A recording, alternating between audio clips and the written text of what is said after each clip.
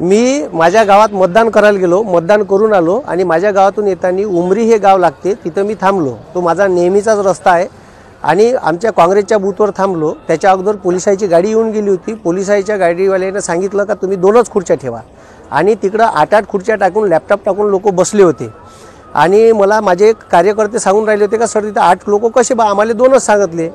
मग मी त्याचं ऐकलं। मग मी इच्छे PI कापडे साहेब यायला फोन केला तर ते येतो म्हणे आणि तिथं मला गावातल्या लोकांनी सांगितलं का ग्रामपंचायतचा कर्मचारी आशिष म्हणून तिथं बसला आहे, ठीक आहे, लॅपटॉप टाकून। ॲक्च्युली तो पक्षाचा बूथ असल्यामुळे तिथं बसता येत नाही। कलेक्टर साहेबांनी आणि SDO साहेबांनी BLO साठी आतमध्ये जागा दिली आहे आणि सरकारी कर्मचाऱ्याला त्याच्या बूथवर बसायचा अधिकार नाही आहे। हे नसताना मी त्याला फक्त विचारायला जाऊ बा, मी काही एकही शब्द बोललो नाही। अर्ध्या रस्त्यात गेलो नाही, मेन रस्त्यावरच 2 बूथ एकासमोर एक असे लागले होते। तर सरळ तो गुंडा प्रवृत्तीचा आणि आमदार पंकज भोयरचा पिलांटू सचिन खोशे यानं सरळ आणि त्याच्यावर क्रिमिनलचे बरेचसे आरोप आहे, त्याच्यावर गुन्हे दाखल आहे आणि तो डायरेक्ट माझ्या अंगावर येऊन मला मारहाण करून राहिला, ठीक आहे। मी एकही शब्द बोललोच नाही, म्हणजे मी रस्त्यानं चाललो तर डायरेक्ट माझ्या अंगावर आला, माय बहिणीच्या शिवा दिल्या, ठीक आहे, घाणेरड्या शिवा दिल्या, माझी गच्ची पकडली आणि मला डायरेक्ट मारायला भिडला।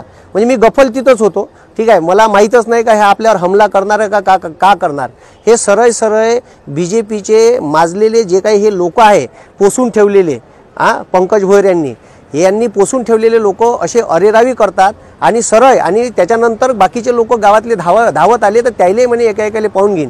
माझी पत्नी सहित कुटुंबासहित मी येत होतो। माझी पोरगी माझ्या पत्नीच्या कडीस होती, ती मधात टाकायला आली तर तिचं इथं पकडलं आणि ती मला आडवी आली असताना माझ्या पोरी सगट मारहाण केली। माझ्या पोरीला एक ठुसा लागला, ती रडून राहिली होती। माझी पत्नी मधात आली असताना तिला ओढताण केली आणि तिलाही शिवीगाळ केली।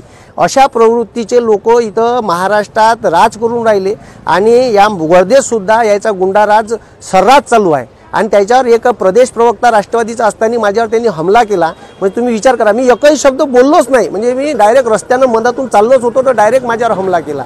आणि हे योग्य आहे का, हे मतदारांनीच लक्षात घ्यावं। याची गुंडा प्रवृत्ती भ्रष्टाचार प्रचंड माजलेला आहे आणि हे सरळ अरेरावी करत आहे। मी काही एकही शब्द बोललो नसताना ही मारझोड केलेली आहे, ठीक आहे। आणि सरळ त्याच्यानंतर पुन्हा एक ठाकूर म्हणून तिथं माणूस आहे, एक जवादे म्हणून स्त्री आहे, ती सरळ माझ्या अंगावर आली, मला शिवीगाळ करू लागली, आई बहिणीच्या शिवा दिल्या घाणेरड्या। मी ऐकूनच राहिलो, माझं काही त्याच्यात स्टेटमेंट नव्हतं।